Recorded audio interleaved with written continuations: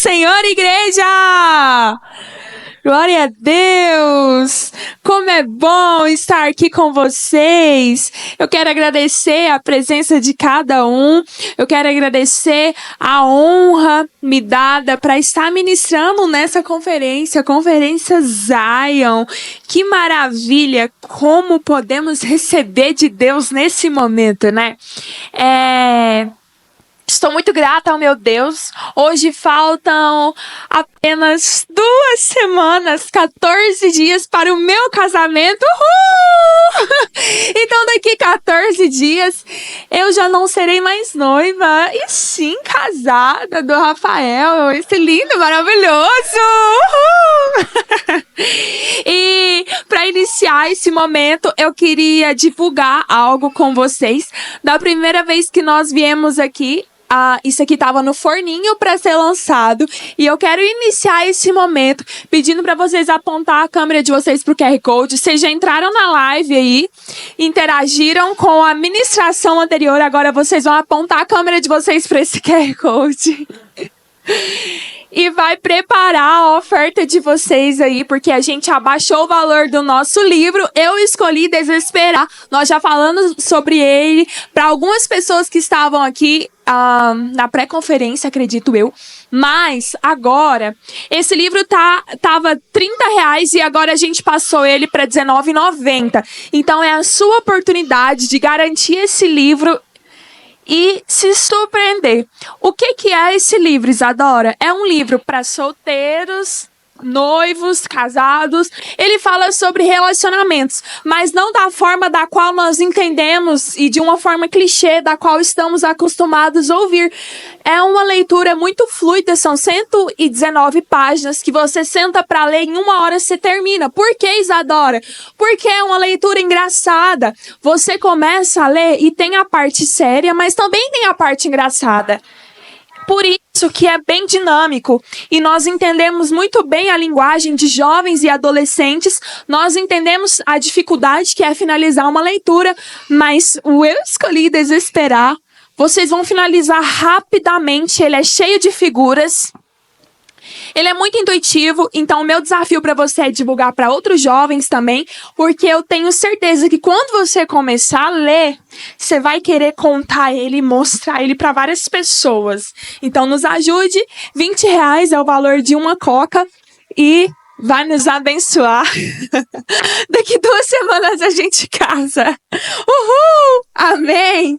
Glória a Deus! Bom, que legal, né? Nós ouvimos sobre uma das várias formas de sermos aqui na Terra com a mente de Cristo, né? E agora eu vou trazer para vocês mais uma dessa forma. Inclusive, eu preparei um PDF exclusivo para vocês. Aí, ó, Zion Experience. Que chique. Deixa eu ver aqui se vai dar certo. Ah, tá. Aprendi. E eu quero apresentar para vocês, esse aqui é parte de um grupo de evangelismo que a gente tinha na universidade. Para quem não sabe, eu tenho 23 anos, né, já foi falado, e em dezembro eu me formei para psicologia, inclusive eu já estou atendendo online.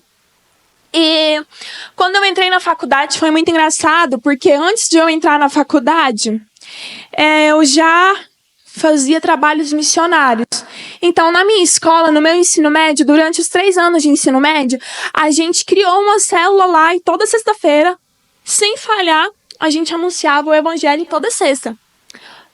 Entramos na faculdade e eu comecei a questionar por que não tem nenhum culto aqui, por que não tem nenhum grupo fazendo e ministrando a palavra de Deus aqui. Por que não tem ninguém disposto a ter a mesma atitude do que a de Cristo Jesus nos dias dele? E aí o pessoal começou a virar para mim e falar: Isadora, não vai ter ninguém. Vai ter que ser você que vai ter que se levantar. E eu falei: eu? Mas na faculdade é muito difícil. Como assim? E eu comecei a orar e o Senhor foi me enchendo de temor e amor pela universidade. E nós começamos um evangelismo lá, chamado UAI Alpha. O nome da minha faculdade era Uni Alpha, então ficou UAI Alpha. Uni amando e indo. Então a gente chegava nas pessoas assim, olha, terça vai ter o AI. Quarta vai ter o AI. E eles ficavam assim, que é isso? Eu falei, lá no estacionamento do bloco B, vai lá que vocês vão descobrir o que é. Então a gente já não entregava de cara que era um culto, porque barrava as pessoas de ir. Então era um nome bem legal, o AI Alpha. E aqui é um pouquinho da galera que nos acompanhava. Isso aqui era quando a gente reunia todos os grupos de evangelismo na universidade, numa praça no centro de Goiânia. Então aqui estava reunido vários e vários projetos em diversas universidades de Goiânia e não só a nossa. Eu quero introduzir com vocês a palavra que se encontra em Atos capítulo 1, a partir do versículo 8, que diz: mas vocês receberão poder quando o Espírito Santo descer sobre vós, e sereis minhas testemunhas em Jerusalém, em toda a Judéia, Samaria e até os confins da terra. Acabando de dizer essas palavras, Jesus foi elevado às alturas, e visto deles uma nuvem o encobriu dos seus olhos, e estando eles olhando atentamente aos céus enquanto Jesus subia, eis que 2 homens, vestidos de branco, se puseram ao lado deles, e lhes disseram: varões galileus, por que estáis olhando para os céus?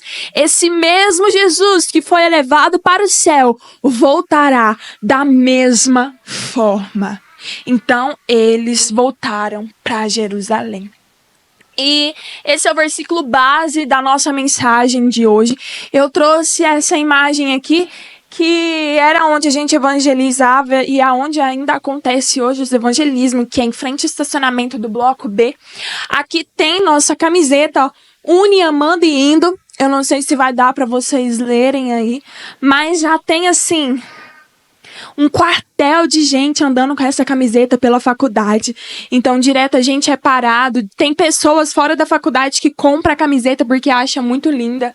Então, a gente fez algo muito bacana.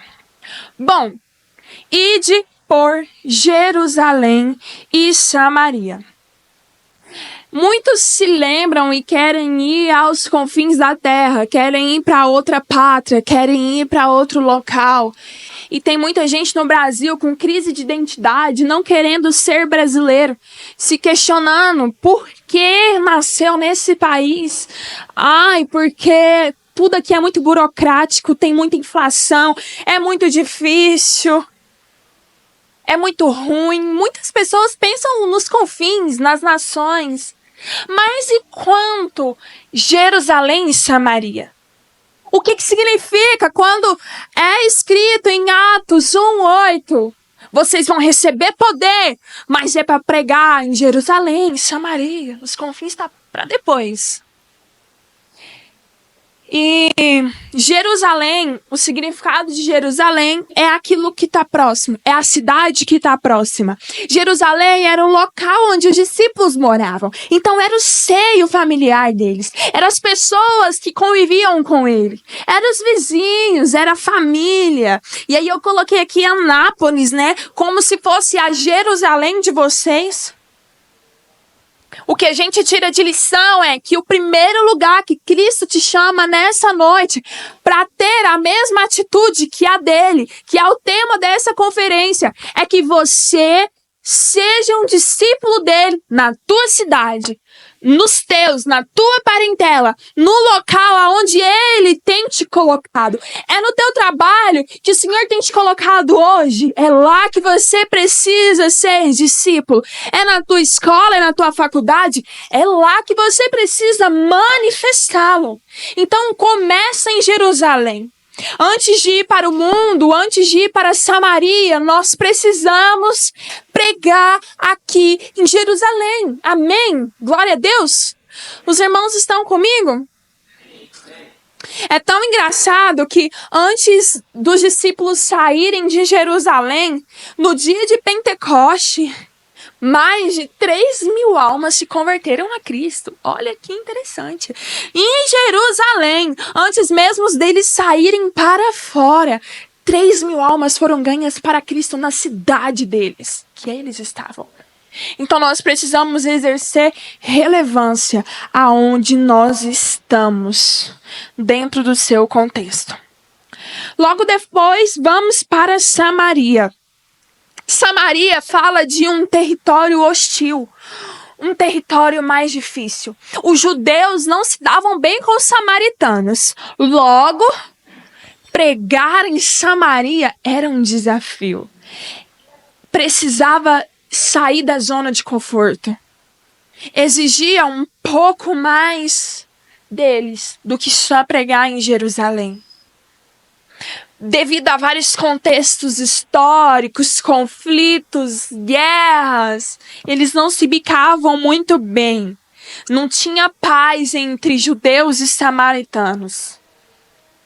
E nós sabemos que os cristãos primitivos, eles eram judeus que haviam se convertido. Então, eles eram judeus que moravam em Jerusalém. Mas era uma situação um pouco complicada, tanto que a gente vê como Jesus ele foi mal visto por se misturar com outro tipo de gente.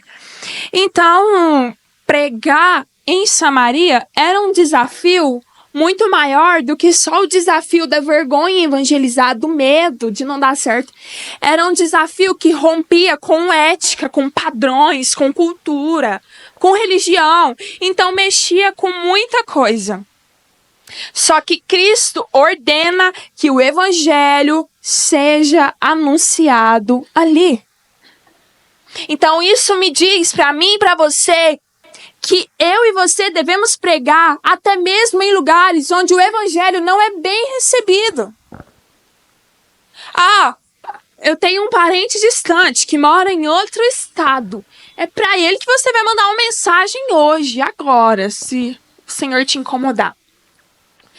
Porque esse ambiente? Vocês concordam comigo que a universidade é um ambiente hostil, é um ambiente onde ninguém tá lá para receber um evangelismo?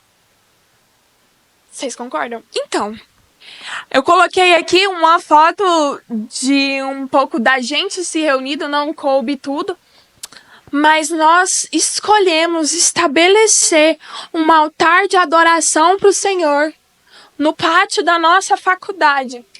E foram 5 anos de faculdade, e ao decorrer desses 5 anos nós vimos vidas se reconciliarem com Jesus, vidas que estavam distantes do evangelho, vir para o evangelho através do AI e sair de uma pessoa que nem conhecia Jesus para líder, para somar no time de liderança do AI. Nós vimos ao decorrer desses 5 anos apelos sendo feitos no meio da universidade, vidas rendendo-se a Cristo em um ambiente onde o evangelho não é aceito. Glória a Deus. Aleluia. Nós vimos ao decorrer desses 5 anos, eu me colocando à disposição para gerar um testemunho, e no fim da minha graduação, a minha coordenadora geral de curso de psicologia de 2 universidades lá em Goiânia, chegar em mim e procurar a igreja e desabafar horas e horas. Junto comigo, coordenador de curso, ninguém acessa, ele tá lá em cima, aluno não acessa, é a pessoa mais importante do curso, é o coordenador. E essa mulher buscar o Senhor, porque um dia eu me posicionei para viver isso. Então, às vezes você acha que o que você tem é muito pouco, mas o que aquele menino tinha naquela multidão faminta da história dos 5 pães e 2 peixinhos era muito pouco à vista de uma multidão, mas aquele pouco foi o suficiente para Cristo multiplicar e alimentar uma multidão. O que você pensa que é pouco nessa noite, que o conhecimento é pouco, que o acesso é pouco, é simplesmente tudo que Cristo precisa para alimentar aqueles que estão ao seu redor. Xere cantaralabaias. Ei, o Espírito Santo é real. E essa atmosfera, esse fogo precisa te queimar, porque uma vez que você é queimado, você vive cheio e transbordando lá fora. E você vive cheio para transbordar em Samaria. É hora de você se levantar do teu banco e começar a queimar por Jesus em lugares hostis. Amém. Glória a Deus, aleluia. Seja você o primeiro corajoso. Não tem ninguém para se levantar aqui. É muito difícil. Seja você a primeira Esther. Seja você o primeiro Daniel, Sadraque, Mesaque e Abednego na sua geração. Em João 4, Jesus foi o primeiro a ter coragem de passar por Samaria. Então seja você o primeiro corajoso a pagar o preço por essa geração. E agora eu vou colocar algumas estratégias práticas para vocês pregarem em Samaria. Não é muito fácil, né? Não é muito fácil, porque vai exigir que você saia da sua zona de conforto, que você entenda a linguagem do território que você está pisando, que você está conversando. Obviamente, lá eu não conseguiria ser tão, assim, do manto e falar em línguas lá, né? Se bem que a gente fica com vontade, porque o fogo é grande. Mas eles não iam entender. E também as canções que a gente canta lá são mais simples, assim. São canções evangelísticas, que todo mundo conhece. Então, vamos para a estratégia número 1. A estratégia número 1 é você ser um exemplo, gente. É você pregar com a sua vida, porque antes de você pregar com a sua boca, você tem que pregar com a sua vida e ser uma testemunha de Cristo. Então, as suas atitudes, a forma de você falar, as suas notas, o seu comportamento na sala de aula é muito importante. Por quê? As pessoas estão te lendo primeiro, antes de ouvir o que você tem a dizer. Então, esse é o ponto número 1. Glória a Deus. Estratégia número 2. Encontrar pessoas dispostas a te ajudar. Talvez você vai ser o primeiro disposto, o primeiro louco. Mas eu tenho certeza que você vai encontrar outros loucos, principalmente quando se trata de Anápolis, que é uma cidade super, hiper, mega cristã. Seja na sua escola ou na sua faculdade, é evidente que vai ter outros cristãos. Não vai ser o líder corajoso, mas vai querer te ajudar. Então separe alguém para te ajudar na mídia, para fazer o louvor, para fazer a palavra, para ficar no acolhimento, para ajudar ali na intercessão. O acolhimento é muito, muito especial, porque é aquele momento de pegar um número, colocar no grupo do WhatsApp, integrar aquela pessoa com o AI, explicar o que é o AI, para que serve. Então o acolhimento é muito, muito importante. E aí, separar um time não é muito difícil, principalmente se tratando de Anápolis. Estratégia número 3. Com esse time, entre em um projeto de jejum e oração, um propósito mesmo, porque a gente tinha estabelecido lá com a nossa diretoria, um dia fixo na semana era o dia de jejum e oração pelo AI. Então todo mundo entrava naquele mesmo propósito de jejum juntos. Então era super legal, que tava todo mundo em jejum juntos. E dava super certo. Então eu creio que com um pessoal reunido para orar e jejuar por uma causa, o inimigo tem que cair. Tem que cair. Porque o nome de Cristo é poderoso e é muito mais poderoso. Então, pessoas reunidas nesse propósito têm muito, muito efeito. A estratégia número 4 é venda seu peixe. Uhul! Crie um bom nome, boas artes e uma boa comunicação. Queridos, nada acontece sem comunicação. Eu não estaria aqui sem comunicação. A comunicação é essencial. E uma das formas que a gente viu de evangelizar e de passar nossa mensagem para frente era vestir o que a gente estava pregando. Então tem aí o nosso manto, né? Uai, une, amando e indo. Tem um versículo no fundo. E tipo assim, qualquer oportunidade que a gente tinha, a gente estava usando essa camiseta. E é muito legal, porque você vai criando um senso de comunidade e mais pessoas vão conhecendo a sua marca, né? Aí o marketing, o famoso marketing. E vai ficando visível na cabeça das pessoas. Até quem nunca foi, vai ter vontade de ir para experienciar. Não, eu quero viver uma experiência lá para saber o que é. Então, nem que a pessoa chegue lá como curioso. O Senhor pega essa pessoa.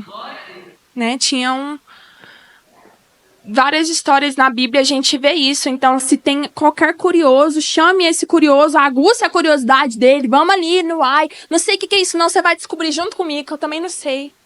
Vamos junto.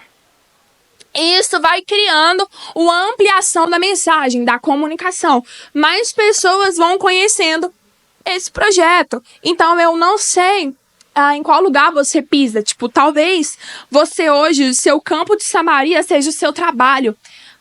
Você pode enviar algo pelo grupo da empresa ou no privado daquela pessoa, alimentar aquela pessoa com um versículo, oferecer um áudio com uma oração para aquela pessoa.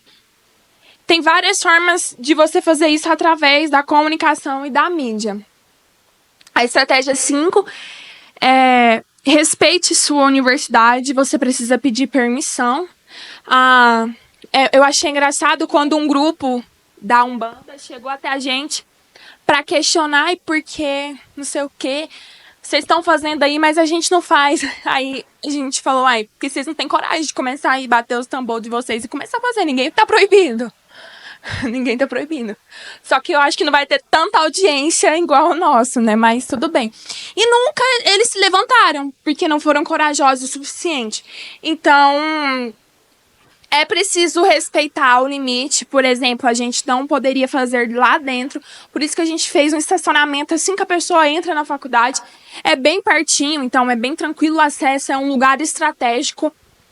E a gente sempre aproveitou para fazer algumas coisas. Tipo, no Dia da Mulher, a gente imprimia cartãozinho de flor e entregava com a nossa logo, com o QR Code do nosso Instagram. Aqui mesmo tem o QR Code do Instagram do AI nesse folderzinho que a gente entregou para eles. Então era muito bacana, porque eles levavam para casa uma mensagem. Eles eram alimentados ali, mas não ficava só ali. Então, não ultrapasse limite de intervalo. Eu era super chata com o limite. Eu já começava a apontar ali para quem estava pregando. A hora. Então, a gente tinha 15 minutos de intervalo e a gente fazendo intervalo. Com 15 minutos, a gente orava, cantava, pregava e ainda fazia o apelo no final. Então, tipo assim, 15 minutos é ótimo. Dá para fazer tudo. E ainda no fim, pegar o contato daquela pessoa, conversar, abraçar, orar, chamar para perto. Então, respeite a sua universidade. Isso é testemunho. Gente, tudo que vocês forem fazer na vida de vocês, pensa o que Jesus faria aqui agora. Porque se você não está fazendo essa pergunta, provavelmente você não está dando um testemunho de cristão. E é muito feio, eu sinto muito, quando eu vejo um cristão dando mau testemunho. É muito feio, eu sinto na pele. Dá nojo. Não, isso aí não é crente, não. É tudo menos crente. Então, se você for fazer um trem, faz certinho. Horário, respeito, coordenação. Não fica gritando assim. Enfim, isso é muito importante, né? Tem que falar. Estratégia 6. Seja simples. A gente está num contexto evangelístico. Por mais que a comunicação é para um público universitário, é um público universitário que não conhece a Jesus. Não é igual pregar numa igreja, num púlpito. Então a gente precisa ser simples, não dá para usar tanto crentez. Não dá pra ficar com umas palavras tão crente assim. Tem que ser mais simples mesmo. E quando a gente é simples, a gente consegue acessar o outro. Quando a gente demonstra que a gente é acessível, que o outro pode conversar com a gente, que a gente é feliz, que a gente é de boa, que a gente não vai julgar eles. Ouvimos, mas não julgamos. Então, ser simples é muito bom. O Senhor Jesus é o nosso maior exemplo. Ele pregava por parábolas e era simples a sua mensagem. Tenha um zelo com quem vai ministrar o louvor e a palavra. É melhor ter um time com 3 pessoas que estão compromissadas com o Senhor, que verdadeiramente buscam o Senhor, do que uma multidão que não dá testemunho, que faz tudo de errado e só quer estar ali por mídia. Então, isso é muito importante. Vocês precisam ter zelo com tudo que vocês forem colocar a mão para fazer. E eu tô aqui para encorajar vocês a fazer isso. Eu tô aqui para encorajar vocês a sair da zona de conforto de vocês a partir de hoje. Porque essa conferência não é em vão. Se for para ativar pelo menos uma pessoa, amém. Mas o Senhor não quer ativar só uma pessoa. Quer ativar todos vocês. Porque Ele conta com todos vocês. Amém. Glória a Deus. E ali, né, tem a gente sendo modelos na porta da faculdade com a nossa camiseta. Estratégia 6. Forme líderes. Seu projeto não pode morrer quando você for embora. E eu falo isso porque o contexto de universidade é um contexto que a gente passa um determinado tempo e vaza. Então eu não queria que o projeto morresse comigo. Começou conosco, debaixo da nossa liderança, mas não morreu conosco. E toda semana, até hoje, os meninos se encontram lá uma vez por semana pregando naquela universidade. E eu não saí do grupo, óbvio! Eu tô lá no grupo da diretoria. E aí hoje uma pessoa se reconciliou. Hoje uma pessoa aceitou Jesus. E é nítido, tem vídeos assim, ó, do povo se derretendo de chorar. Gente passando assim, o povo chorando. Isso me enche de um temor muito grande, porque é um ambiente onde ninguém quer ouvir de Deus. É um ambiente que a pessoa chega lá, eu não quero, eu nem queria estar aqui. E o Senhor alcança esses lugares. E o Senhor quer te usar para alcançar esses lugares. Esse foi o time que eu deixei para me substituir depois que eu fosse embora. Tem até uma na videochamada que não conseguiu participar. Tem outras pessoas que também faziam parte da diretoria e não conseguiu estar nesse dia. E para honra e glória do Senhor, eles estão fazendo algo lá. Essa mesma galera, a gente se juntava, tipo, no Enem. Porque dentro da nossa faculdade tinha o Enem e a gente evangelizava lá no dia de Enem também. Então a gente fez projetos para além da faculdade, né? Ficou...